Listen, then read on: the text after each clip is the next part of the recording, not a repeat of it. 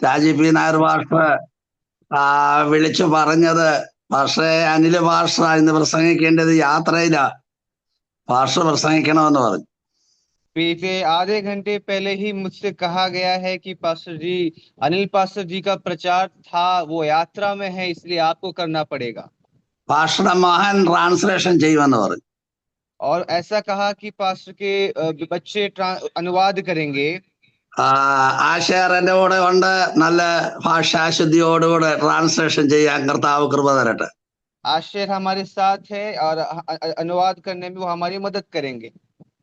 മലയാളത്തിൽ നിന്ന് ഹിന്ദിയിലോട്ടാണ് ആശയർ ട്രാൻസ്ലേഷൻ ചെയ്തുകൊണ്ടിരുന്നത്. मलयालम भाषा से हिंदी भाषा में अनुवाद करते हैं आशेर। പിന്നെ എന്റെ ഭാഷ വളരെ സരളമായിട്ടായതുകൊണ്ട് ആശയറിന് പ്രയാസം വരത്തില്ല. मेरी भाषा काफी ही सरल है, इसलिए कोई परेशानी नहीं होगी। നമുക്ക് ദൈവം തരുന്നതായ സമയങ്ങള് സൗഭാഗ്യമേറിയ സമയങ്ങളാണ്. हमें जो परमेश्वर समय देता है, जो हमें अवसर देता है, बहुत ही महत्वपूर्ण और सौभाग्यशाली है।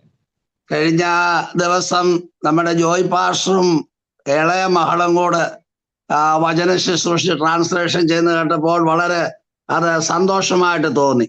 कुछ दिनों पहले जॉय पास्टर जी और उनके बच्चे साथ में प्रचार और अनुवाद करते समय जब मैं देख रहा था तो मुझे बड़ा ही आनंद हुआ। എന്റെ മനസ്സ് അവരോട് അവരുടെ ഒന്ന് ഏകാഗ്രതയിൽ ഒന്ന് സ്തോത്രം ചെയ്ത് ഞാൻ. तो मैं अकेले में परमेश्वर के सामने परमेश्वर को धन्यवाद किया।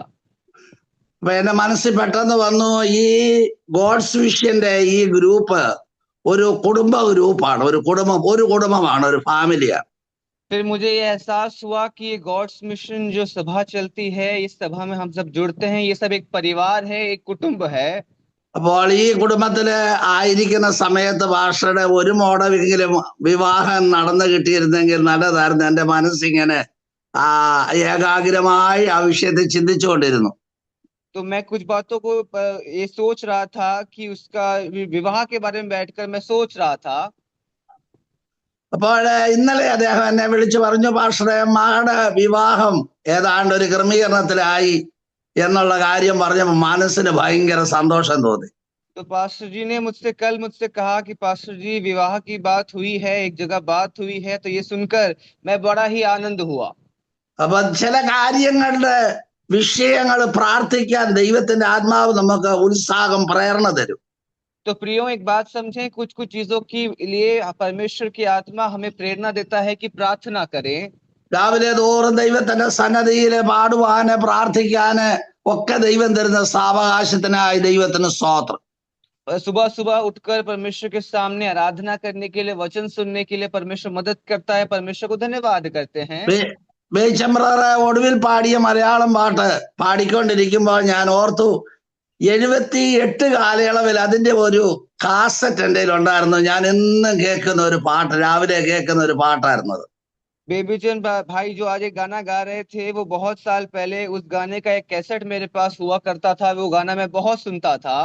ആ പാട്ട് കേട്ടോ പെട്ടെന്ന് പണ്ടത്തെ കാര്യം ഓർമ്മ വന്നു. तो जब मैं गाना सुना, तुरंत मुझे उन दिनों की बातें याद आ गई। ഞാന് ഇന്ന് പെട്ടെന്ന് ഞാൻ കരുതി കഴിഞ്ഞ ആഴ്ചയിൽ പ്രസംഗിച്ചതിന്റെ ബാക്കി പ്രസംഗിക്കണമെന്ന് അന്ന് എനിക്കൊരു തോന്നലുണ്ടായിരുന്നു. तो उस दिन मुझे ऐसा लग रहा था कि जो आज प्रचार किया है उसका दूसरा भाग मैं बाद में प्रचार करूंगा। പക്ഷെ ഞാന് ഈ മറന്നുപോയി. എന്റെ ഭാര്യയായ സഹോദരിയോട് ചോദിച്ചു അന്ന് പ്രസംഗിച്ചത് എന്തായിരുന്നെന്ന്. तो मैं ये बात को भूल गया था और मैं अपनी पत्नी से पूछ रहा था कि मैं उस दिन क्या प्रचार किया था। അപ്പോൾ സഹോദരി പറഞ്ഞത്, യോശുവ പറഞ്ഞ ഒരു കാര്യം, ഞാനും എന്റെ കുടുംബമോ ഞങ്ങളെ യഹോവയെ സേവിക്കുമെന്നുള്ളതാണ്. तो मेरी पत्नी ने कहा कि यहोशू ने कहा कि मैं और मेरा घराना परमेश्वर की सेवा करेगा। പക്ഷെ ആ ഒരു വിഷയത്തിന്റെ ബാക്കി പറയാൻ എന്റെ ആത്മാവ് എനിക്കൊരു ഗൈഡൻസ് തന്നില്ല. तो उसका दूसरा भाग के बारे में प्रचार करने के लिए पवित्र आत्मा ने मुझे कुछ कहा नहीं। മറ്റൊരു ഭാഗത്തേക്ക് ആ ചിന്ത എനിക്ക് വന്നു. तो दूसरे भाग में मुझे एक विचार आया। ആ ഭാഗത്തു നിന്നാണ് ചിന്തിക്കാൻ ആഗ്രഹിക്കുന്നത്. तो आज उस विचार पर हम चर्चा करेंगे, मनन करेंगे। അതിന് ലൂക്കോസിന്റെ സുവിശേഷം 10-ാം അധ്യായത്തിന്റെ 30 വാക്യം വായിക്കും. तो लूका उसका 10वां अध्याय उसके 30वें वचन से हम आगे पढ़ेंगे। അപ്പോൾ അവിടെ സാധാ പണ്ട് ഞാൻ സ്കൂളിൽ പഠിച്ച ഒരു പാഠമാണ് നല്ല ശമരിയക്കാരൻ എന്നുള്ള ആ പാഠം. तो ये हमने अपने स्कूल में इस अध्याय को पढ़ा था, एक एक आयत के तौर पे, एक चैप्टर के तौर पे पढ़ा था कि अच्छा सामरी, दयालु सामरी के बारे में। എന്നാൽ ഇന്ന് ഈ ക്രിസ്തീയ രീതിയിലുള്ള എല്ലാ ഭാഗങ്ങളും സ്കൂളുകളിൽ പഠിപ്പിക്കാൻ ഒക്കാത്ത ഒരു നിലവാരത്തിലേക്ക് വന്നതുകൊണ്ട് ആ പാഠവും അവരെടുത്തു കളഞ്ഞു. तो जैसा आजकल का माहौल हम जानते हैं कि मसीही सिद्धांतों को, मसीही बातों को खुलेआम जो स्कूलों में नहीं पढ़ाया जाता, इस कारण से इस अध्याय को हटा दिया गया है। കർത്താവായ യേശു ക്രിസ്തു തന്റെ പരസ്യ ശുശ്രൂഷയുടെ കാലത്ത് ആദ്യം 12 പേരെ തെരഞ്ഞെടുത്തു, പിന്നെ 70 പേരെ തെരഞ്ഞെടുത്തു.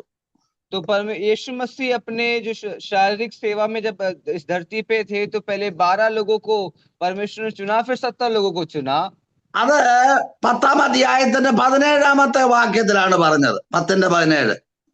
और ये 10वें अध्याय के 16वें वचन में इसके बारे में आगे लिखा हुआ है। प्रभु इस प्रकार कहता है, 17-ാമത്തെ വാക്യം, ആ 70 പേർ സന്തോഷത്തോടെ മടങ്ങി വന്നു. तो फिर वहां पे इस प्रकार लिखा है कि वे 70 लोग बड़े ही आनंद के साथ वापस आए। അപ്പോൾ 12 പേരെ അയച്ചു, പിന്നെ 70 പേരെ അയച്ചു. पहले 12 लोग को भेजा, फिर 70 लोग को भेजा। അപ്പോൾ ഇവരെ വിട്ട് അവര് പോയി, കർത്താവേ നിന്റെ നാമത്തിൽ ഭൂതങ്ങളും ഞങ്ങൾക്ക് കീഴടങ്ങുന്നു എന്ന് പറഞ്ഞു. तो 17वें वचन में इस प्रकार वे कहते हैं, हे प्रभु तेरे नाम से दुष्ट आत्मा भी हमारे वश में है। അപ്പൊ ഇവരെ അയക്കുമ്പോൾ അവരോട് പറഞ്ഞു, രോഗികളെ സൗഖ്യമാക്കണം, ഭൂതങ്ങളെ പുറത്താക്കണം, വ്യാധികളെ പൊറുപ്പിക്കണം. ഇങ്ങനെയുള്ള കാര്യത്താൽ ജനം വലഞ്ഞു കിടക്കുന്നത് കൊണ്ട് അവരെ കർത്താവിന്റെ നാമത്തിൽ പറഞ്ഞ് പ്രാർത്ഥിച്ച് സൗഖ്യം വരുത്തണമെന്ന് പറഞ്ഞു. तो इस प्रकार परमेश्वर ने आज्ञा देकर उन्हें भेजा था कि दुष्ट आत्मा को निकालना, रोगियों को चंगा करना, जो बंधन है उन्हें खोलना, क्योंकि ये सब उस बंधन में उन चीजों में फंसे हुए हैं। അപ്പോ അങ്ങനെയുള്ളവരെ സൗഖ്യമാക്കുവാൻ പറഞ്ഞു വിട്ടു, ശക്തിയും അധികാരവും കൊടുത്തു. അവര് പോയി ആ പ്രവൃത്തി നല്ല നിലവാരത്തിൽ ചെയ്തു. आज्ञा दिया, प्रार्थना किया, अधिकार दिया और सामर्थ्य दिया, और वे जाकर उन चीजों को पूरा कर कर आनंद के साथ वापस लौटे। അവര് മടങ്ങി വന്നപ്പോൾ പറഞ്ഞു, സാത്താൻ അവരോട് പറഞ്ഞു, അവരോട് സാത്താൻ മിന്നൽ പോലെ ആകാശത്ത് നിന്ന് വീഴുന്നത് ഞാൻ കണ്ടു എന്ന് യേശു പറഞ്ഞു. यीशु मसीह उनसे इस प्रकार कहते हैं, मैं शैतान को बिजली के समान स्वर्ग से गिरा हुआ देख रहा था। അപ്പോൾ ഇവര് കർത്താവിന്റെ വേലയ്ക്ക് പോകുമ്പോൾ സാത്താൻ ഓടി സ്വർഗത്തിൽ ചെന്നു. तो जब ये लोग अपने काम को करने के लिए जब उस जगह जा रहे थे तो शैतान स्वर्ग में पहुंचा। നമ്മളൊരു വലിയ പോർക്കളത്തിലാണ്, യുദ്ധക്കളത്തിലാണ് നമ്മൾ നിൽക്കുന്നത്. प्रियो, हम एक बात समझे, हम एक युद्ध के बीच में खड़े हैं। ഈ യുദ്ധക്കളത്തിൽ നിൽക്കുമ്പോൾ ഒരുപാട് പോരാട്ടങ്ങൾ നമ്മുടെ നേരെ വരും. हम इस युद्ध में जब हम युद्ध करते हैं तो हमारे खिलाफ कई सारी परीक्षाएं आती हैं। അപ്പോൾ ചിലപ്പോൾ അത് രോഗമായിട്ടായിരിക്കും, ചിലപ്പോൾ പിള്ളേരായിരിക്കും, അല്ലെ ഭാര്യയായിരിക്കും. ഇങ്ങനെ വിവിധ തലങ്ങളിൽ പിശാച് ഇങ്ങനെ പോരാടിക്കൊണ്ടിരിക്കും.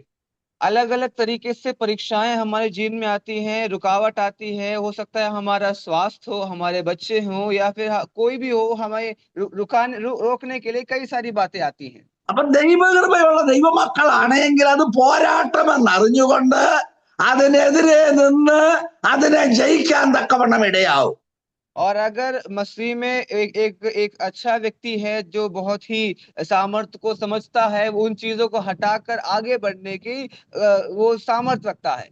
അപ്പോൾ അവൻ 20-ാം വാക്യത്തിൽ വന്നപ്പോ പറഞ്ഞു, ഭൂതങ്ങൾ നിങ്ങൾക്ക് കീഴടങ്ങുന്നതല്ല, നിങ്ങളുടെ പേര് സ്വർഗത്തിൽ എഴുതിയിരിക്കുന്നത് കൊണ്ടും നിങ്ങൾ സന്തോഷിക്കാൻ പറഞ്ഞു. और 20वें आयत में इस प्रकार प्रभु कहता है, तो भी इससे आनंदित मत हो कि तुम्हारे आत्मा तुम्हारे वश में है, परंतु इससे आनंदित हो कि तुम्हारे नाम स्वर्ग पर लिखे हैं। ദൈവം ഇന്ന് ഈ അധികാരം അനേകം കൊടുത്തിട്ടുണ്ട്. ആ അധികാരം അവർ മിസ്യൂസ് ചെയ്യുക, അതുകൊണ്ട് അവർ പണം തട്ടിപ്പ് നടത്തുക. ഇന്നത്തെ ശുശ്രൂഷ आज की जो ज्यादातर सेवाएं होती हैं वे जब उन्हें ऐसा सामर्थ्य मिलता है आत्मा को वश करने का, तो फिर वो उसमें भटक जाते हैं, वो उसमें पूरी तरीके से लीन हो जाते हैं। അപ്പൊ 21-ാം വാക്യത്തിൽ കർത്താവ് നാഴികയിൽ പരിശുദ്ധാത്മാവ് നിറഞ്ഞ് ആനന്ദിച്ചു എന്നാണ് വായിക്കുന്നത്. तो 21वें वचन में इस प्रकार लिखा है, इस घड़ी वो आत्मा में होकर आनंद से भर गया, ऐसा लिखा है। അപ്പൊ നമ്മുടെ മക്കൾ ഒരു നല്ല കാര്യം ചെയ്യുമ്പോൾ മാതാപിതാക്കൾ ആനന്ദിക്കും, സന്തോഷിക്കും. तो ऐसा हम समझते हैं कि हमारे बच्चे जब कोई बच्चे अगर कुछ अच्छी अच्छी बातें करते हैं तो माता पिता आनंदित होते हैं। കാരണം അവര് ചെയ്യുന്ന നല്ല കാര്യങ്ങളെ അനുഗമിക്കാനും അനുകരിക്കാനും അതിൽ സന്തോഷിക്കുവാനും ഇടയുണ്ട്. कोई बातें जो उन्हें गर्वित करती हैं, आज्ञाकारिता में उनको बढ़ाती है, तो माता पिता बड़े ही आनंदित होते हैं। അപ്പൊ അങ്ങനെ ആനന്ദിച്ചു സന്തോഷിച്ചു എന്ന് ഇവിടെ കർത്താവായ യേശു പറഞ്ഞ കാര്യമാണ്. तो यहाँ पे इस प्रकार लिखा है, प्रभु आनंदित हुआ, प्रभु खुश हुआ, इस बातों को यहाँ पे लिखा हुआ है। അപ്പൊ കുടുംബത്തിൽ തന്നെ ഒരു വലിയ സന്തോഷം ഉണ്ടായാൽ പുറത്തെ സന്തോഷം പിന്നെ പുറകെ നമുക്ക് വരും. കുടുംബത്തിൽ സന്തോഷിക്കണം. अगर हमें परिवार में हमें आनंद की जरूरत है, तो बाहर भी हमें आनंदित होना जरूरी है। ഈ ഗുജറാത്തികൾ ഒരു പഴമൊഴി പറയുന്നത് അറിയാം. ഗുജറാത്തികളെ गुजराती लोग एक बात कहते हैं, ഈ പിന്നെ पड़ोसी की घर की चटनी स्वादिष्ट बनेगा तो अपने घर की मुर्खी डाल बनेगी എന്ന് അവരിങ്ങനെ ഒരു പഴമൊഴി പറയും. എന്ന് പറഞ്ഞാൽ അയലോക്കക്കാരുടെ വീട്ടിൽ ചെന്നിട്ട് അവിടെ നിന്ന് ഞാൻ ചമ്മന്തി ഉണ്ടാക്കി ആ സഹോദരി കൊടുത്തു, അത് തിന്നേച്ച് വീട്ടിൽ വന്ന് ഭാര്യയോട് പറയും, താണ്ട് അവളുണ്ടാക്കി തന്ന സമ്മന്തിക്ക് എന്ത് രുചിയായിരുന്നു, നീ ഉണ്ടാക്കി തരുന്ന കോഴിക്കറി പരിപ്പ് കറിക്ക് തുല്യമാണെന്ന് പറയാ. കുടുംബം നഷ്ടപ്പെട്ടു പോകും.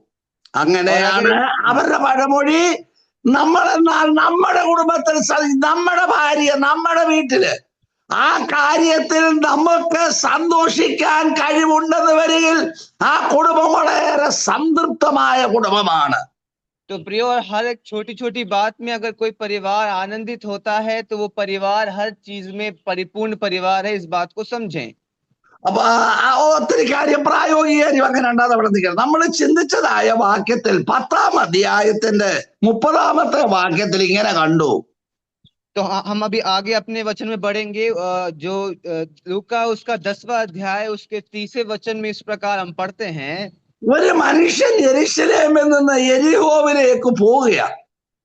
एक व्यक्ति है जो यरीहो से वो यरूशलेम की तरफ जा रहा है, यरूशलेम से यरीहो की तरफ जा रहा है। അവര് കള്ളന്മാരുടെ കയ്യിൽ അകപ്പെട്ടു പോയി.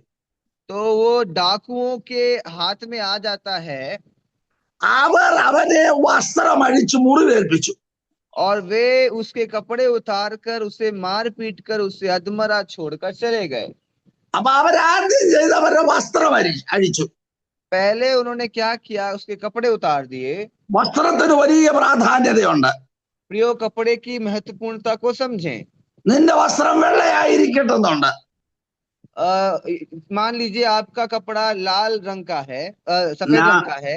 അതെ, നിന്റെ വസ്ത്രം വെള്ളയായിരിക്കട്ടെ എന്നുണ്ട്. आप समझे आपका जो कपड़ा है वो सफेद रंग का है।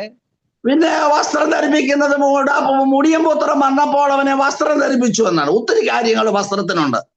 तो बहुत सारी चीजें हैं जो कपड़ों से जुड़ी हुई हैं, महत्वपूर्ण है। ആ വസ്ത്രം അഴിച്ചിട്ട് അവനെ മുറിവേൽപ്പിച്ചു. तो उसे कपड़े उतार कर उसे मारा और पीटा। അടുത്തത് പറയുന്നു, അർത്ഥപ്രാണനായി വിട്ടേച്ചു പോയി. അർത്ഥപ്രാണൻ. और उसके आगे लिखा है उसे अधमरा छोड़कर चले गए। അപ്പോൾ അവന്റെ പകുതി ജീവനെ ശരീരത്തുള്ളൂ. उसके शरीर में अभी आधा ही प्राण बचा हुआ है। ആ പകുതി ശരീരം കൊണ്ട് മുറിവേറ്റവനായി വഴിയിൽ കിടക്കുക അവന്. वो अधमरा हुआ, अधमरी हालत में घाव लेकर, जो उसके चोट लगी है, चोटिल होकर उसी मार्ग के किनारे पड़ा हुआ है। കഴിഞ്ഞ ദിവസം ഞങ്ങളുടെ കുടുംബം പ്രാർത്ഥനയിൽ പ്രാർത്ഥിച്ചൊരു കാര്യം ദൈവത്തോട് ഇങ്ങനെ പരാതി പറഞ്ഞു. तो बीते दिनों में प्रार्थना करते समय हम परमेश्वर के सामने बैठकर एक विषय को लेकर चर्चा कर रहे थे। കർത്താവിന്റെ വേലക്കിറങ്ങിയ കാലത്ത് ഒരു കിലോ അരി മേടിക്കാൻ പണമില്ലാതെ കഷ്ടപ്പെട്ട് പട്ടിണി കിടന്ന സമയങ്ങളുണ്ട്. ऐसा समय आया है जीवन में कि एक एक वक्त का खाना खाने के लिए हमें परेशानियां होती थी। ആ അന്ന് 2 രൂപ കൊടുത്താൽ 1 കിലോ അരി കിട്ടും. उन दिनों में ऐसा होता था कि 2 रुपए पे हमें 1 किलो हमें चावल मिल जाता था। ആ സമയങ്ങളിലൊക്കെ പട്ടിണി ശരിയായ രീതിയിൽ ഞങ്ങൾ കടന്നു. और उन दिनों में हमें कई सारी परेशानियां आई और हमें भूख से कई बार हमें हमें लड़ना पड़ा था। അന്ന് കഴിക്കാനൊന്നുമില്ല. उन दिनों में खाने के लिए कुछ नहीं था। ശരീരത്തിന് നല്ല ആരോഗ്യമുണ്ട്. എന്ത് ചെന്നാലും ദഹിക്കാനുള്ള ആരോഗ്യമുള്ള കാലമാണ്. वो ऐसा समय था, शरीर काफी मजबूत था, कुछ भी खाएंगे तो वो हमारे शरीर में पच जाता था। എന്നാൽ അന്ന് കഴിക്കാൻ ആരോഗ്യമുണ്ട്, പക്ഷെ കഴിക്കാനില്ല. उन दिनों में ऐसा था कि शरीर में ताकत है, खाने में जल्दी पच जाता है। ഇന്ന് കഴിക്കാനുണ്ട്, കഴിക്കാൻ വയ്യ. और आज उसका एकदम उल्टा है कि खाने के लिए बहुत है लेकिन शरीर साथ नहीं है। പിള്ളേര് കാശ് അയച്ചു തരും, നല്ല സ്വാദ് ഭോജനം കഴിക്കാനുള്ള കാര്യം അവര് ചെയ്തു തരുന്നുണ്ട്, പക്ഷേ കഴിക്കാൻ വയ്യ. बच्चों ने इन चीजों का इंतजाम किया है, स्वादिष्ट खानों को, व्यंजनों को खाने के लिए उन्होंने उसका इंतजाम किया है, लेकिन खाने के लिए शरीर में वो पचने की ताकत नहीं। 2003 എന്റെ ഭാര്യയായ സഹോദരിക്ക് ഷുഗർ പിടിപെട്ടു. 2003 में मेरी पत्नी को शुगर हुआ था। അത് 4 വർഷം ഒരു മരുന്നെടുക്കാതെ ശരീരം സംരക്ഷിച്ചു.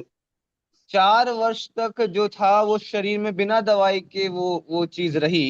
അപ്പോൾ ഒരു സ്ഥലത്ത് ചെന്നപ്പോൾ ഒരാൾ കുറച്ച് ഗുളിക ചുമ്മാത് കൊടുത്തു, 1 കെട്ട് ഗുളിക ചുമ്മാത് കൊടുത്തു. और एक जन के पास हम लोग गए थे तो उस व्यक्ति ने उन्हें कुछ दवाइयां लिख कर दे दी थी। ആ ഗുളിക തിന്ന് പിന്നെ ഒരു ഭക്ഷണം കഴിക്കത്തില്ല. वो दवाई खाने से ऐसा हुआ कि उन्हें खाना खाने में दिक्कत हो रही थी। ഇപ്പോഴും ഒരെല്ലാം കലക്കി കുടിച്ചോണ്ടിരിക്കുക, ഒരു നല്ല ആഹാരം കഴിക്കത്തില്ല. अभी भी उन्हें एक वक्त का खाना पूरी तरीके से नहीं खाती, कुछ ना कुछ और तरीके से अपने पेट को भरती हैं। ഇച്ചിരി ആഹാരം നല്ലത് കഴിച്ചാൽ ഉടനെ ലൂസ് മോഷൻ ആയിട്ട് അങ്ങ് പോകും. कुछ अगर अच्छे से अगर कोई चीजों को खाएंगे तो वो पेट उनका वो सह नहीं पाता है। ഞാൻ ദൈവത്തോട് പ്രാർത്ഥിക്കുന്നു, മരിക്കുന്നത് വരെ നല്ല സ്വാദ് ഭോജനം കഴിക്കാൻ എനിക്ക് കൃപ തരണമെന്ന് ഞാൻ പ്രാർത്ഥിക്കും.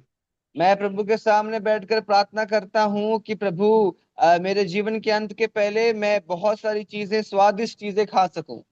കഴിഞ്ഞ ചില ആഴ്ചകളായി അതിഭയങ്കര തലവേദനയാ. बीते कुछ दिनों से मुझे बहुत तेज सिर दर्द की समस्या है। അപ്പോൾ ഞാൻ ഷുഗർ നോക്കിയപ്പോൾ അങ്ങ് മേളിലങ്ങ് പോയി.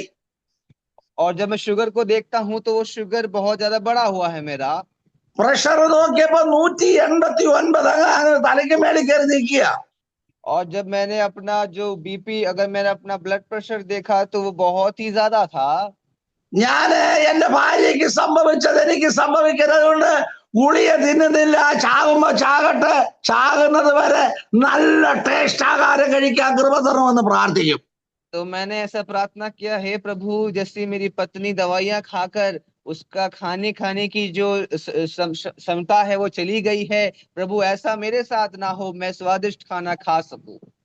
അന്ന് കർത്താവിന്റെ വേലയിൽ ഇറങ്ങിയ കാലത്ത് കഴിക്കാനില്ല, ഇന്ന് കഴിക്കാനുണ്ട്, കഴിക്കാൻ കൃപ തരണമെന്ന് പറഞ്ഞ് പ്രാർത്ഥിക്കുക. तो प्रियो, मैं ऐसा प्रार्थना करता हूँ कि उन दिनों में खाने के लिए नहीं था लेकिन आज खाने के लिए है, तो प्रभु अच्छे से मुझे खाने के लिए मदद कर। ഏതായാലും ഈ മനുഷ്യനെ അർത്ഥപ്രാണനായിട്ടേച്ചു പോയി. तो एक बात समझे, यहाँ पर मार्ग के किनारे ये व्यक्ति अधमरा पड़ा हुआ है। ലോകം കാണുന്നത് എന്നെ നിങ്ങളെ അർത്ഥപ്രാണനായിട്ടേക്കണമെന്നുള്ളതാ. लोग हमें यही चाहते हैं कि हम अधमरे हो जाएं। അപ്പോ അർത്ഥപ്രാണനായി ഇടാനാണ് പിശാച് ആഗ്രഹിക്കുന്നെങ്കിൽ അതിനെ എതിർത്ത് നിൽക്കുന്ന സർവശക്തിയും നമ്മുടെ മേൽ വസിക്കേണ്ടത് ആവശ്യമാണ്. तो हम एक बात समझे, अगर शैतान चाहता है कि हम अधमरे हो जाएं, तो अधमरी जो परिस्थिति से उभर कर एक एक बहुत ही सामर्थ्य होने के लिए परमेश्वर हमें सामर्थ देता है। ये हमारे शरीर में, हमारे जीवन में होना चाहिए।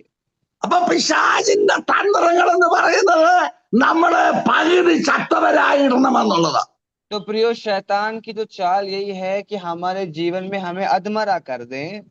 31 വാക്യത്തിൽ വന്നപ്പോ പറഞ്ഞു 31 जब आयत में हम आते हैं तो वहां पे इस प्रकार लिखा है, ആ വഴിയെ യാദൃശ്യ ഒരു പുരോഹിതനല്ലേ വന്നു, പുരോഹിതൻ. और ऐसा हुआ कि उसी मार्ग में से एक याजक जा रहा था, ഇവനെ കണ്ടിട്ട് മാറി കടന്നുപോയി. तो वे उसे देख कर कतरा कर चला गया। അങ്ങനെ തന്നെ ഒരു ലേവിയനും ആ സ്ഥലത്ത് എത്തി അവനെ കണ്ടിട്ട് മാറി കടന്നുപോയി. इसी रीति से एक लेवी उस जगह पर आया, वो भी उसे देख के कतरा के चला गया। ജനത്തിന് വേണ്ടി നിൽക്കുന്നവരാണ് ഈ രണ്ടു കൂട്ടരും. तो एक बात को समझे प्रियो, ये प्रजा के लिए खड़े रहने वाले ये दो लोग थे। പുരോഹിതനും ലേവിയനും മാനവജാതിയുടെ രക്ഷയ്ക്ക് വേണ്ടി ശുശ്രൂഷിക്കുന്നവരാ. तो प्रियो, एक बात समझें कि जो लेवी होते हैं, ये याजक होते हैं, ये प्रजा की सेवा के लिए, इंसानियत की सेवा के लिए होते हैं। പക്ഷേ മുറിവേറ്റവനെ കണ്ടപ്പം വേറെ വഴിയായിട്ട് അങ്ങ് പോയി. लेकिन इस अधमरे चोटिल घायल व्यक्ति को देखकर कतरा कर दूसरे मार्ग से चले गए। ശുശ്രൂഷിക്കുന്നവൻ ശുശ്രൂഷിക്കാതെ വേറെ വഴിയായി പോയി. जिसे सेवा करना था उसने बिना सेवा किए दूसरे मार्ग से चला गया। എന്നാൽ 33 വാക്യത്തിൽ ഒരു ശമരിയക്കാരനോ വഴി പോകയിൽ അവന്റെ അടുക്കലെത്തി. और 33वीं आयत में इस प्रकार लिखा है, परंतु एक सामरी यात्री वहां आ निकला और उसे देखकर तरस खाया। യേശു ശിഷ്യന്മാരെ പറഞ്ഞു വിടുമ്പോൾ ശമര്യരുടെ പടിക്കൽ നിങ്ങൾ പോകരുതെന്ന് പറഞ്ഞു. तो प्रभु यीशु मसीह जब चेलों को जब समझा रहे थे, आज्ञा देकर भेज रहे थे, तो कह रहे थे सामरिया मत जाना। ശമര്യർ അന്ന് വെറുക്കപ്പെട്ടവരാണ്. सामरिया में अभी जो इस समय की जब बात करते तो सामरिया के लोग काफी अलग थे। അവര് യോശുവയുടെ പുസ്തകത്തിലാണ് യോശുവ പറഞ്ഞ് ശപിച്ച ജനമാണ് ശമര്യർ. तो यहोशू के इस काल में इस प्रकार उन्हें श्राप दिया था कि बड़े ही श्रापित लोग हैं सामरिया के लोग। അപ്പോൾ ശമര്യരുടെ പടിക്ക് പോകരുതെന്ന് പറഞ്ഞു. तो सामरिया की तरफ मत जाना ऐसा कहा। പക്ഷേ ഇവിടെ പറയുന്നത് ഈ ശമര്യക്കാരൻ ആ വഴിയെ വന്നു. तो यहाँ पे इस प्रकार हम समझें कि उस मार्ग में से एक सामरी यात्री गुजरा। അവനെ കണ്ടപ്പോൾ മനസ്സലിഞ്ഞു. तो उस सामरी व्यक्ति ने जब इस घायल व्यक्ति को देखा तो उसको तरस आया। അപ്പോൾ ഈ അവൻ ശമര്യൻ വേദനിക്കുന്നവനും സങ്കടപ്പെടുന്നവനും ഭാരപ്പെടുന്നവരും നിരാശപ്പെടുന്നവരും ആയതുകൊണ്ട് വേറൊരുത്തന്റെ വേദന പങ്കിടണമെന്ന് അദ്ദേഹത്തിന്റെ ഹൃദയത്തിൽ തോന്നി. उस सामरी के मन में ऐसा आया कि इसे चोट लगी है, ये घायल है, इसे दर्द हो रहा है। इन बातों को उसके मन में जब आया तो वो तरस खाया। ധനവാനെ സപ്പോർട്ട് ചെയ്തു പോകുമ്പോൾ ഈ ദരിദ്രനെ കണ്ടപ്പോൾ സഹായിക്കണമെന്ന് തോന്നി. तो उसे ऐसा लगा कि धनवान लोग अगर धनवानों की अगर मदद करते हैं और मैं अगर दरिद्र हूं तो मुझे भी एक दरिद्र की सेवा करनी चाहिए। അപ്പോൾ അവിടെ വായിച്ച ഒന്ന് മുറിവേറ്റ് കിടക്കുന്നവനെ കണ്ട് അവന്റെ അടുക്കൽ ചെന്നു. तो वहां पे इस प्रकार यहाँ पे हम पढ़ते हैं कि उस घायल व्यक्ति को देखकर वो उसके पास आया। രണ്ടാമത്തെ കാര്യം മനസ്സലിവ് തോന്നി. और दूसरी बात हम समझे, उसको तरस आया, उसको एकदम उसे दया आ गई। അരികെ ചെന്നു എണ്ണയും വീഞ്ഞും പകർന്നു. और वहां पे हम आगे पढ़ते हैं, उसके पास आकर उसके घावों पर तेल और दाखरस डालकर पट्टियां बांधी। ഇന്ന് ഞാൻ ഈ വചനം പറയുമ്പോൾ നമ്മൾ മനസ്സിലാക്കണം, ഈ പ്ലാറ്റ്ഫോമിൽ ഇരിക്കുന്നവരാരും ഇസ്രായേലിയരല്ല. तो प्रियो, हम एक बात समझे कि हम इस सभा में जुड़े सभी लोग एक बात समझे, हम में से कोई भी इजरायली जन नहीं है। यहाँ पे നമ്മളെല്ലാവരും ജാതികളാണ്. हम सब अलग अलग जातियों से आए हुए हैं। നല്ല ശമരിയക്കാരനായ ക്രിസ്തുവിന് നമ്മെ കണ്ടപ്പോൾ ഒരു മനസ്സലിവ് തോന്നി. प्रभु यीशु मसीह ने जब हमें देखा तो उसके मन में तरस आया। അപ്പോൾ മനസ്സലിഞ്ഞത് കൊണ്ട് അരികെ ചെന്നു. तो जब उसका मन तरसा तो वो हमारे पास आया, എണ്ണയും വീഞ്ഞും പകർന്നു. घाव और दाखरस, उस घाव, दाखरस और तेल घाव पर उसने डाल दिया അവന്റെ മുറിവുകളെ കെട്ടി. और उसके घावों को पट्टियों से बांधा। അവനെ തന്റെ വാഹനത്തിൽ കയറ്റി വഴിയമ്പലത്തിലേക്ക് കൊണ്ടുപോയി രക്ഷ ചെയ്തു. और अपनी सावरी पर चढ़ाकर सराय में ले गया और उसकी सेवा टहल की। അപ്പൊ ഒന്നാമത്തെ കാര്യം ഈ മുറിവേറ്റ് കിടക്കുന്നവരെ കണ്ടു എന്നുള്ളതാണ്. पहली बात कि इस घायल व्यक्ति को उसने देखा। മഹാന്മാരാരും കണ്ടില്ലല്ലോ, കണ്ടിട്ട് കാണാത്തവരെ പോലെ അവനങ്ങ് പോയി. जो समाज के बड़े लोग थे उन्होंने देखकर बिना किसी दया के कतराकर दूसरे मार्ग से चले गए। എന്നാൽ സപ്പോർട്ട് കിട്ടത്തില്ല എന്ന് തോന്നുന്ന ശമരിയക്കാരന്റെ കയ്യിൽ യാത്രയിൽ എല്ലാം കരുതി വെച്ചിട്ടുണ്ട്. लेकिन एक बात समझें कि मार्ग में मुझे सहायता नहीं मिलेगी, इस कारण से उसने बहुत सारी चीजें अपने पास रखकर वो यात्रा कर रहा था। ഒരു ലേവ്യനും പുരോഹിതനും കരുതണ്ട, അവനെ സപ്പോർട്ട് ചെയ്ത് കൊണ്ടു നടക്കാൻ ആളുണ്ട്. तो उसको कोई और व्यक्ति की जरूरत नहीं, किसी और लेवी की जरूरत नहीं, उसको सहायता करने के लिए एक चीज उसके पास है। ശമരിയക്കാരിലൊന്നും സഹായം കിട്ടത്തില്ല. सामरी व्यक्ति को ये कोई भी सहायता नहीं करेगा सामरी को। എപ്പോഴും അവന് കരുതലുണ്ട്. तो उसके पास एक सहायक हमेशा रहता है। അപ്പോൾ ദൈവമക്കളാകുന്ന നമുക്കൊരു കരുതൽ എപ്പോഴും ആവശ്യമാണ്. तो प्रियो, हम जो प्रभु के जन हैं, हमारे लिए हमेशा एक सहायक की जरूरत पड़ती है। നാളെ പ്രശ്നം വരുമെന്നോ, നാളെ രോഗം വരുമെന്നോ, നാളെ ആവശ്യം വരുമെന്നോ ഉള്ള ഒരു ചിന്താഗതി ഒരു ദൈവമക്കളുടെ മനസ്സിലുണ്ടായിരിക്കേണ്ടത് ആവശ്യമാണ്. हर एक प्रभु के जन को मन में ऐसा आना चाहिए कि कल क्या होगा, कल कैसे होगा, कल चीजों की कैसे हम उसको रास्ता निकालेंगे, इस बात की चिंता हर एक व्यक्ति के मन में होनी चाहिए। അപ്പോൾ അവന് മനസ്സിൽ ഉണ്ടാകാനുള്ള കാര്യം സംരക്ഷിക്കാനുള്ള കരുക്കളി ശമരിയക്കാരന്റെ കയ്യിലുണ്ട്, അതാണ് കാര്യം. तो एक बात समझे, सामरी व्यक्ति के पास उसकी सहायता करने के लिए एक सहायक उसके पास है।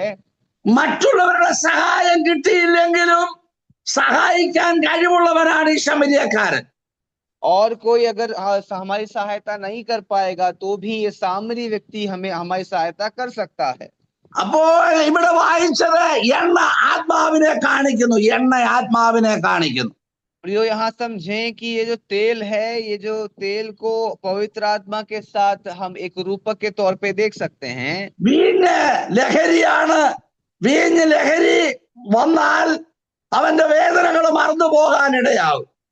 अगर वो दाखरस जब पड़ता है तो वो दर्द कम हो जाता है। അപ്പൊ ഇവന്റെ കയ്യിൽ എണ്ണയുമുണ്ട്, വീഞ്ഞുമുണ്ട്. इसके पास दाखरस भी है और तेल भी है। അപ്പോൾ ഇവിടെ वाയിച്ച വാക്യത്തിൽ എണ്ണ അവന്റെ മുറിവുകൾക്ക് ശമനം വരാനുള്ളതാണ്. तो जो तेल है वो जो तेल होता है उसे घावों को थोड़ा सा मतलब सहने लायक बनाता है। എന്റെ ചെറുപ്രായത്തിലൊക്കെ എന്റെ അമ്മ ഇങ്ങനെ മുറിവുകളില് എണ്ണ പുരട്ടി ശമിപ്പിക്കുന്ന ഒരു പരിപാടി ഉണ്ടായിരുന്നു. तो जब मैं बचपन में छोटा था तो कई बार चोट लगने के कारण मेरी माँ जो है उन घावों के ऊपर तेल लगाती थी। നമ്മളോടുകൂടെ ദൈവത്തെ വിളിക്കാൻ ഇറങ്ങിയവരുടെ മേൽ എണ്ണ പകരേണ്ടത് നല്ല ശമരിയക്കാരന്റെ കർത്തവ്യമാണ്. तो एक अच्छा सामरी का ये कर्तव्य है कि एक घायल व्यक्ति को घावों को तेल भरे। ഒരു 35 വർഷത്തിന് മുമ്പൊക്കെ പെന്തക്കോസ്തിന്റെ വേലയുടെ ആ ശക്തി വന്ന കാലത്ത് മറ്റുള്ളവർ അന്യഭാഷ പറഞ്ഞ് ആത്മാവിനെ ആരാധിക്കാൻ ദൈവദാസന്മാര് അവരെ ഉത്സാഹിപ്പിക്കുമായിരുന്നു. आज से 30 साल पहले जब हम प्रार्थना करते थे, पवित्र आत्मा के लिए मांगते थे, तो हम जो पासबान होते थे, प्रभु के दास होते थे, वे एक दूसरे को ऐसा सहायता करते थे, प्रेरित करते थे प्रार्थना करने के लिए। കയ്യിൽ എണ്ണയുണ്ട്, പകരാനായിട്ട് എണ്ണയുണ്ട്. ऐसा हम समझे कि उन दिनों में उनके पास घावों पर डालने के लिए तेल हुआ करता था। അപ്പോൾ ആ എണ്ണയുമായിട്ട് വന്നത് കൊണ്ട് മുറിവേറ്റ് കിടന്നവന്റെ ആ മുറിവുകളിലോട്ട് ആ എണ്ണ ഒഴിച്ചു. तो इस बात को समझे, वो जन तेल लेकर आए थे, इसी कारण से जो अधमरा घायल व्यक्ति वहां पड़ा था उसके उसके രണ്ടാമത് लिए उसे വീഞ്ഞ് इस्तेमाल പകർന്നു. किया। और രണ്ടാമത് दूसरा വീഞ്ഞ് പകർന്നു. വീഞ്ഞ് പകർന്നു. हम समझे दाखरस उसके घाव पर डाल दिया। പൗലോസ് പറഞ്ഞു, നീ വീഞ്ഞ് കുടിച്ച് മത്തനാകരുതെന്ന് പറഞ്ഞു. വീഞ്ഞ് കുടിച്ചാൽ തലയ്ക്ക് പിടിക്കും. तो एक बात समझे, पौलुस कहता रहा था कि दाखरस मदिरा पीकर तुम चूर ना हो जाना। അതുകൊണ്ട് നമ്മൾ ആശുപത്രിയിൽ പോകുമ്പോൾ അനസ്തേഷ്യ കൊടുക്കും പെട്ടെന്ന്. കാരണം വേദന മാറാനായിട്ട്. വേദന മാറാനല്ല, വേദന അറിയാതിരിക്കാൻ. तो जब हम अस्पताल जाते हैं किसी बात को लेकर, अगर कोई गंभीर चोट है तो वह हमें एनेस्थीसिया देते हैं कि ताकि हमें चोट का एहसास, हमें दर्द ही ना हो, हमें महसूस ही ना हो। അതുകൊണ്ടാണ് പൗലോസ് തിമോഥെയോസിനോട് പറഞ്ഞു, വീഞ്ഞ് കുടിച്ച് നീ മത്തനായി റോഡിൽ കിടക്കരുതെന്ന് പറഞ്ഞതിനാ. तो पौलुस इसलिए कहा था उससे कि तुम मदिरा पीकर चूर ना होना। അപ്പോൾ ഈ മുറിവേറ്റ് കിടക്കുന്നവന്റെ ആ മുറിവില് എണ്ണ ഒഴിച്ചു, വീഞ്ഞും പകർന്നു. तो इस जो चोटिल व्यक्ति, अधमरा व्यक्ति जो पड़ा था, सामरी जन ने उसके घाव पर तेल और दाखरस उंडेल दिया। അപ്പോൾ ഈ ആത്മാവ് അവരിൽ വന്നു കഴിഞ്ഞപ്പോൾ ആത്മനിറവിലാകുന്നവരുടെ നമ്മുടെ വേദനകള്, കഷ്ടങ്ങള്, ഭാരങ്ങള്, കടബാധ്യതകള്, ഇല്ലായ്മകള്, നിരാശ വരുത്തുന്ന ആ പിശാചുക്കളെല്ലാം ഇറങ്ങിപ്പോകും. तो जब वो प्रियो आत्मा हमारे ऊपर आ जाता है तो जो जो बातें हमें परेशान करती है, भले ही गरीबी हो, हमारे शारीरिक व्यक्ति, हमारी शारीरिक बातें क्यों ना हो, हमारी आत्मिक बातें क्यों ना हो, हमारी आर्थिक बातें क्यों ना हो, वे सब बातें हमारे शरीर से चली जाती हैं। അതുകൊണ്ടാണ് പറഞ്ഞത്, നിങ്ങളെ ആരാധിക്കാൻ വരുമ്പോ സങ്കീർത്തനങ്ങളാലും സ്തുതികളാലും ആത്മീക ഗീതങ്ങളാലും തമ്മിൽ പ്രബോധിപ്പിച്ചും കർത്താവിന് പാടിക്കൊണ്ടിരിക്കണമെന്ന് പറഞ്ഞതിനാ. इसलिए हम कहते हैं कि आराधना करते समय हम एक दूसरे को ऐसे प्रेरित करें, मिलकर आत्मा में भरकर आराधना करते हुए गीतों गाकर परमेश्वर की स्तुति करें। അപ്പോൾ ഈ ആരാധനയ്ക്കകത്തിരിക്കുമ്പോൾ നമ്മുടെ നൊമ്പരങ്ങളും വേദനകളും എല്ലാം നമ്മളങ്ങ് മറന്നു പോവുക. तो प्रिय, आराधना करते समय हमारी जो परेशानियां हैं, जो जो बातें हमें परेशान करती हैं, हमें दुखित करती हैं, वे सब बातें चली जाती हैं। പിന്നെ നമ്മുടെ പ്രശ്നമല്ല മുന്നിൽ നിൽക്കുന്നത്, കർത്താവിന്റെ ആത്മശക്തിയാണ് നമ്മുടെ മുന്നിൽ നിൽക്കുന്നത്. तो प्रियो, हम एक बात समझे, या हमारा बल, हमारी सामर्थ्य हमें आज खड़ा रखती है, ऐसा आप ना सोचें। वो पवित्र आत्मा हमें सामर्थ्य देता है, इसलिए हम खड़े हैं। അടുത്തത് 34 വാക്യത്തിൽ അവന്റെ മുറിവുകളെ കെട്ടി എന്നാ വായിക്കും. മുറിവുകളെ കെട്ടി. और 34वें वचन में इस प्रकार लिखा है, उसके पास जाकर घावों पर तेल और दाखरस डालकर पट्टियां बांधी। അപ്പൊ മുറിവുകളെ കെട്ടാൻ കാരണം ഒഴിച്ച എണ്ണ ഒലിച്ചു പോകരുത്, നഷ്ടപ്പെട്ടു പോകരുത്. तो वो क्यों बांधते हैं? ताकि वो तेल दाखरस शरीर से निकल ना जाए। അത് ഒഴുകി പോകാതിരിക്കാനാണ് കെട്ടിവെക്കുന്നത്. वो बहकर वो तेल चला ना जाए, इसलिए वो बांधते हैं। അത് നമ്മുടെ ദൈവത്തിന്റെ ആരാധന, ദൈവകൃപ പ്രാപിക്കാൻ ചെല്ലുമ്പോൾ അവൻ ഇതുപോലെ നമ്മുടെ മുറിവുകളെ കെട്ടിവെച്ച് എണ്ണ ഒഴിച്ചത് കൊണ്ട് അതിനെ ആ കെട്ടി സൂക്ഷിക്കും, ചോർന്നു പോകാതിരിക്കാൻ. प्रियो, जब हम आराधना करते हैं तो वो प्रभु के जन आकर हमें वो जो हमारी समस्या के ऊपर जो आराधना करते समय उसे बांधते हैं, ताकि वो सामर्थ हमारे शरीर से निकल ना जाए। എന്നിട്ട് അടുത്തത് പറഞ്ഞു, അവനെ തന്റെ വാഹനത്തിൽ കയറ്റി വഴിയമ്പലത്തിലേക്ക് കൊണ്ടുപോയി രക്ഷ ചെയ്തു. और आगे लिखा है, अपनी सवारी पर चढ़ाकर सराय में ले गया और उसकी सेवा टहल करी। അപ്പോൾ അന്ന് കഴുതയോ എന്തെങ്കിലും ആയിരിക്കും.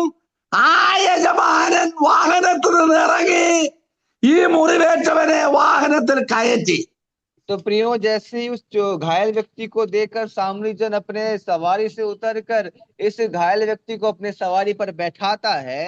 ഇതെല്ലാം സംഭവിക്കുന്നത് ആ മുറിവേറ്റവനെ കണ്ട് മനസ്സലിഞ്ഞു. അതാണ് ഇതിലത്തെ സംഭവം. तो प्रियो, ये सब तभी हुआ जब उस सामरी जन को तरस आया, दया आई। നമ്മൾ വേദനിക്കുന്നവരെ, സങ്കടപ്പെടുന്നവരെ കാണുമ്പോൾ നമ്മുടെ അവരോട് നമുക്കൊരു മനസ്സലിവ് തോന്നണം.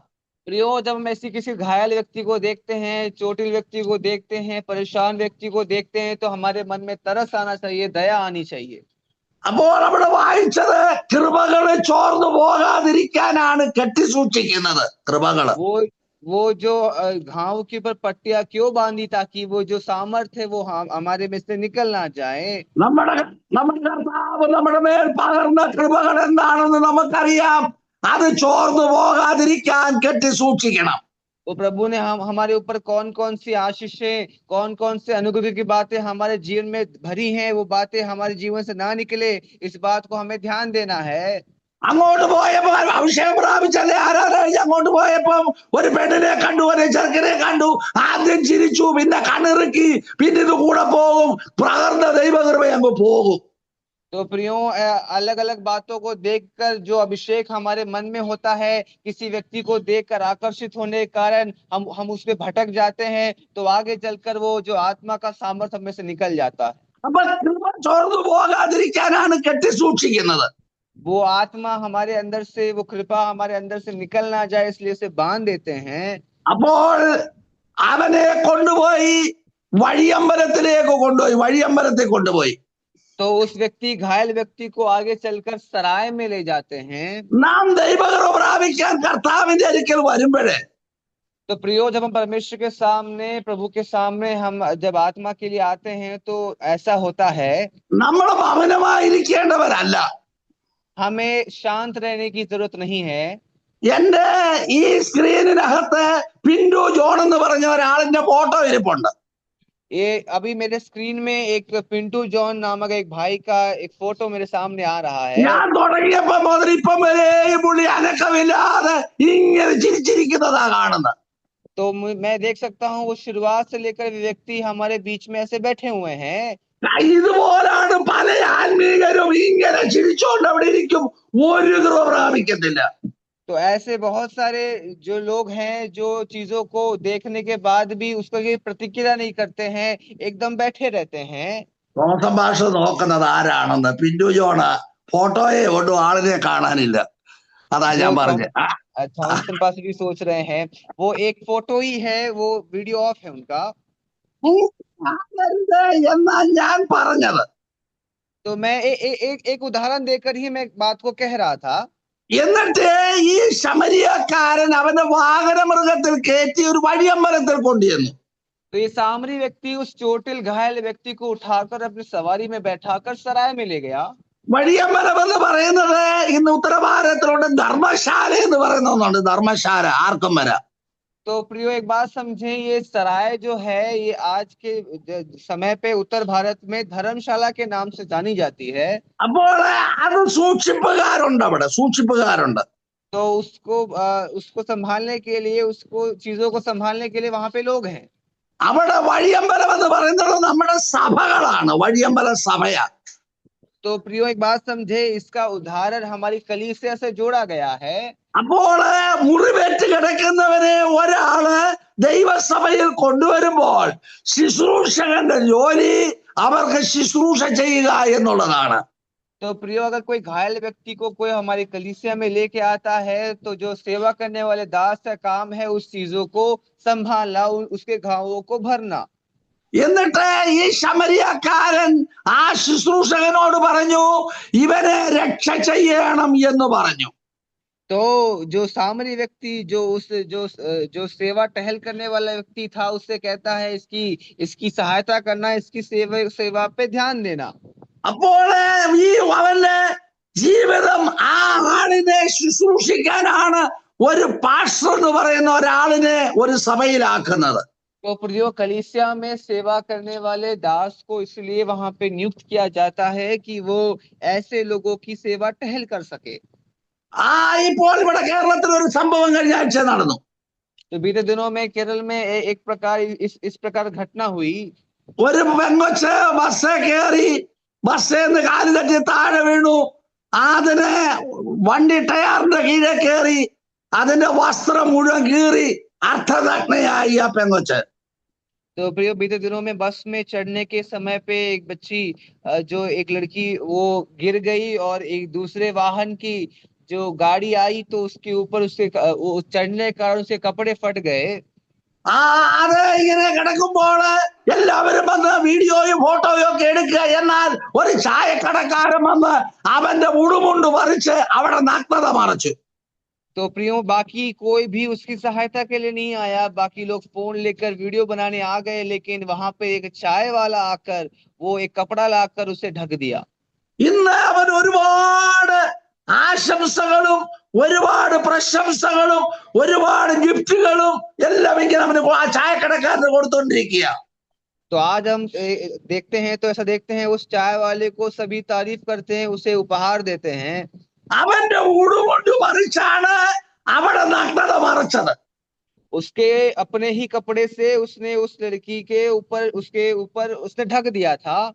അതാണ് യൂദായുടെ ലേഖനത്തിൽ വായിക്കുന്നത്. കറപിടിച്ച തുണി പോലും ഉപേക്ഷിച്ച് വല്ലവിധേനെ തീയിൽ നിന്ന് ഒരാളെ വലിച്ചെടുക്കണമെന്ന് പറഞ്ഞ് അതാണ് ഒരു വഴിയമ്പലക്കാരന്റെ ജോലി.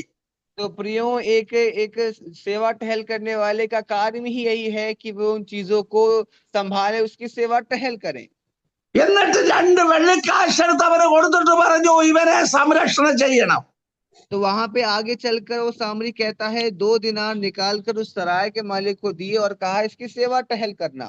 അടുത്തത് പറയുന്നു ഇവനെ രക്ഷണ അധികം വല്ലതും ചെലവിട്ടാൽ ഞാൻ മടങ്ങി വരുമ്പോൾ തന്നുകൊള്ളാം എന്ന് അവനോട് പറഞ്ഞു.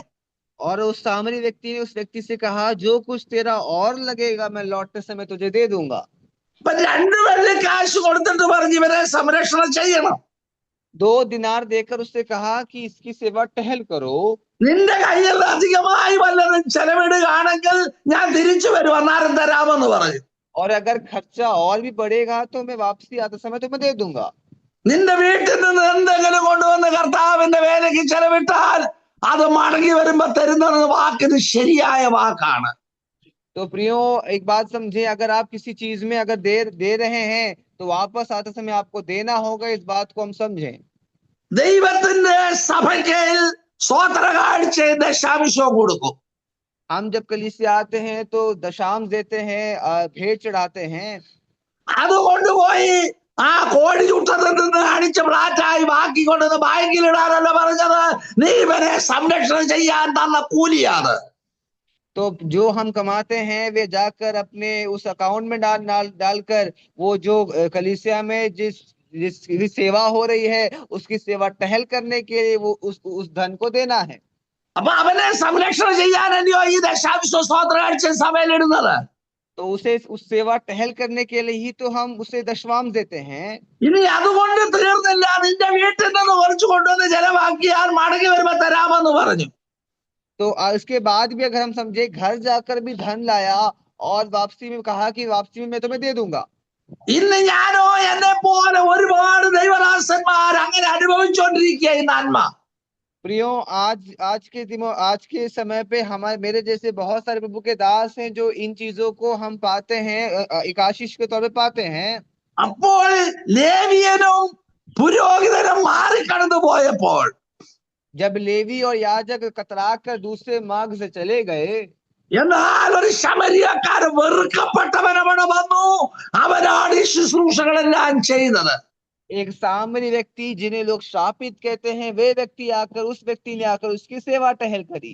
എന്നെ നിങ്ങളെ ലോകം ശപിക്കപ്പെട്ടവരായി കാണുമ്പോൾ जब प्रियो संसार हमें श्रापित के तरीके से देखता है तो ദൈവം തമ്പുരാന്റെ സന്നിധി നമ്മൾ ചെയ്യുന്നതിനെല്ലാം കണക്കുണ്ട്. तो प्रियो हम जब परमेश्वर के सामने जो जो चीजें करते हैं उसका एक लेखा जोखा लिखा जा रहा है। എന്റെ ദൈവത്തിന്റെ വചനം പറയുന്നു അതെല്ലാം എഴുതി വെക്കും കർത്താവ്. तो वचन इस प्रकार कहता है कि वो सब बातें लिखी जाती हैं, उस बातों का एकदम उसका लेखा बनाया जाता है। അതിന്റെ അനുസരിച്ചാണ് നിനക്ക് പ്രതിഫലം തരുന്നത്. तो उसके ऊपर उसी के ऊपर बदौलत हमें आगे चलकर न्याय मिलेगा। കർത്താവ് പറഞ്ഞു മടങ്ങി വരുമ്പോ തരാമെന്ന്. तो इस प्रकार कहता है प्रभु कि मैं वापसी आकर तुम्हें दे दूंगा। എന്നാൽ യേശു വരുന്നതിന് മുമ്പ് ഈ ഭൂമിയിൽ തന്നെ 100 മടങ്ങ് ദൈവം തരും. लेकिन जब यीशु मसीह वापस आएगा तो उन चीजों को पूरा करेगा। നിനക്ക് മനസ്സരിവുള്ള ഒരു ഹൃദയം ദൈവം തന്നാൽ കാര്യങ്ങളെല്ലാം റെഡിയാവും. अगर तुम्हें ऐसा मतलब तरस खाने का अगर तुम्हारे अंदर वो सामर्थ्य है, वो अगर वो तुम्हारे में अंदर है तो प्रभु सब कार्य को तुम्हारे लिए पूरा करेगा। യേശു ശിഷ്യന്മാരെ പ്രാർത്ഥിക്കാൻ പഠിപ്പിച്ചപ്പോൾ പറഞ്ഞ ഒന്നാണ് ഞങ്ങളുടെ കടക്കാർക്ക് ഞങ്ങൾ ക്ഷമിച്ചു കൊടുക്കുന്നു, കൊടുക്കുന്നു അതുപോലെ ഞങ്ങളുടെ കടങ്ങളും ദോഷങ്ങളും ക്ഷമിച്ചു തരണമെന്ന്. जब प्रभु यीशु मसीह चेलों को प्रार्थना करना सिखा रहे थे तो उस प्रकार प्रभु कहता है जिस प्रकार प्रभु हमें हमें माफ करता है उस प्रकार हम भी सभी लोगों को माफ करें. നമ്മൾ അളക്കുന്ന അളവിനാൽ നമുക്ക് തിരിച്ചു കിട്ടും. हम जैसा करेंगे वैसा हमें वापसी मिलेगा. സമയം പോയി, ഞാനിവിടെ അവസാനിപ്പിക്കട്ടെ. तो प्रियो मेरा समय जा रहा है, खत्म हो रहा है. നമുക്ക് ദൈവം തന്നതായ ഭാഗ്യം സൗഭാഗ്യമാണ്. हमें जो प्रभु हमें भाग्य देता है वो बहुत ही सौभाग्य की बात है. നല്ല ശമര്യക്കാരുടെ കൂട്ടത്തിൽ ഇന്ന് പകൽക്കാലം എന്നെയും എണ്ണണമേ എന്ന് ആത്മാർത്ഥതയോടെ പ്രാർത്ഥിക്കുന്നെങ്കിൽ ദൈവം നമ്മളെ കയ്യിലെടുത്ത് ഉപയോഗിക്കും. तो प्रियो जिस प्रकार सामने व्यक्ति का नाम लिखा गया उस प्रकार क्या हमारा नाम लिखा जाएगा, इस बात को लेकर हमें सौभाग्यशाली होना है. നമ്മൾ വാങ്ങുന്നവരായിട്ടല്ല കൊടുക്കുന്നവരായിട്ടാണെങ്കിൽ ദൈവം നമ്മുടെ എല്ലാ വഴികളിലും കൂടെ നമ്മളെ സഹായിക്കും. तो प्रियो अगर हम ऐसा करते हैं तो प्रभु हमारे हर मोड़ पर हमारे संग रहने वाला परमेश्वर है. ഞാൻ പറഞ്ഞല്ലോ, ഭക്ഷണം കഴിച്ച് ബലപ്പെടാൻ കൃപ തരണമെന്ന് ഞങ്ങൾ പ്രാർത്ഥിക്കും. प्रियो जैसा मैं कह रहा था कि मैं खाना खाने के बाद उस चीजों को जल्दी पचने के लिए मैं प्रार्थना करता हूँ.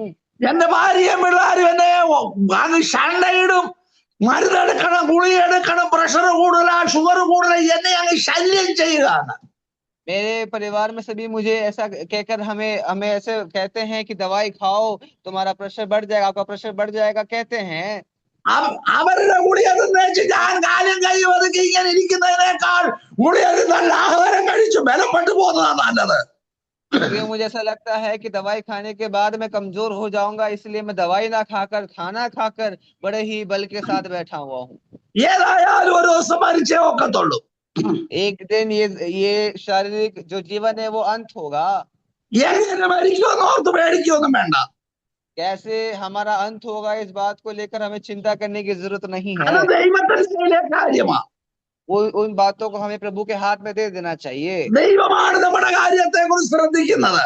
वो चीजों को प्रभु ही संभालेगा, उन चीजों को परमेश्वर ही संभाले. ഞാൻ കഴിഞ്ഞ ദിവസം എന്റെ മക്കൾക്ക് बीते दिनों में मेरे बच्चे को അപ്പോൾ എന്റെ 2 വീലറിന്റെ റീഡിങ് അതിന്റെ ഫോട്ടോ എടുത്തിട്ട് കൊടുത്തു. तो मैंने अपने बच्चों को मेरे पास एक 2 वाहन है उसका मैंने रीडिंग जो होता है मैंने उसको फोटो खींच के भेज दिया. 1,73,000 കിലോമീറ്റർ ഓടി എന്റെ 2 വീലർ. लाखों लाख जितना किलोमीटर मेरा किलोमीटर गाड़ी चली है. ചില കാര്യങ്ങൾ എന്നോട് പറഞ്ഞു. എന്റെ മരുമോള് പറഞ്ഞു, ദൈവത്തിന് നിയോഗമുണ്ട്, ദൈവം തക്ക സമയത്ത് നിറവേറ്റിക്കൊണ്ടും ഭാരപ്പെടണ്ടെന്ന് പറഞ്ഞു. तो प्रभु तो मेरे बच्चों ने मेरी बहू ने इस प्रकार कहा कुछ चीजें हैं जो प्रभु बहुत जल्द हमें पूरा करके देगा. എനിക്കറിയത്തില്ല ഈ തക്ക സമയം എപ്പോഴാണെന്നുള്ള അറിയത്തില്ല. ഏതായാലും കാത്തിരിക്കുക. मुझे नहीं पता सही समय कब आएगा, लेकिन मैं उस चीज का मैं इंतजार कर रहा हूँ. എന്റെ പിള്ളേര് ശ്രദ്ധിക്കുന്നതിനേക്കാൾ എന്റെ മരുമക്കളും ശ്രദ്ധിക്കുന്നുണ്ട്. मेरे बच्चे से ज्यादा मेरे और बच्चे हैं वो मेरी देखभाल करते हैं. ഞാൻ പറഞ്ഞ് അവസാനിപ്പിക്കട്ടെ. मैं अपने बातों कहकर समाप्त करता हूँ. ദൈവം നമ്മളെ വിളിച്ചത് നല്ല ശമരിയക്കാരനായിട്ട് ജീവിക്കാനാ. तो प्रियो परमेश्वर हमें इसलिए चुना है कि हम एक अच्छा सामरी के समान, एक दयालु सामरी के समान अपने जीवन को व्यतीत करें. എന്നെ ധൈര്യപ്പെടുത്തുന്ന ഒടുവിലത്തെ വാക്യമാ. ये मुझे बड़ा ही हमें उत्तेजित करने वाला, मुझे खास तौर से बड़ा ही प्रेरित करने वाला एक अध्याय है. അധികമായത് വല്ലതും ചെലവിട്ടാൽ ഞാൻ മടങ്ങി വരുമ്പോ തരാം. अगर कुछ और भी लगेगा तो वापसी आकर मैं तुम्हें दे दूंगा. നിന്റെ കയ്യിൽ നിന്ന് അധികമായിട്ട് വല്ലതും ചെലവിട്ടോ, നമ്മുടെ മഷിയാതമ്പുരാൻ മടങ്ങി വരും, അന്ന് തരും. अगर अपने जेब से हम कुछ देते हैं तो भी हमारा प्रभु उस चीजों को पूरा करेगा, इस बात को हम समझें. ഈ വചനങ്ങളാൽ ദൈവമായ കർത്താവ് നമ്മെ അനുഗ്രഹിക്കട്ടെ. प्रियो इस वचनों के द्वारा परमेश्वर आप सभी को आशीष करे.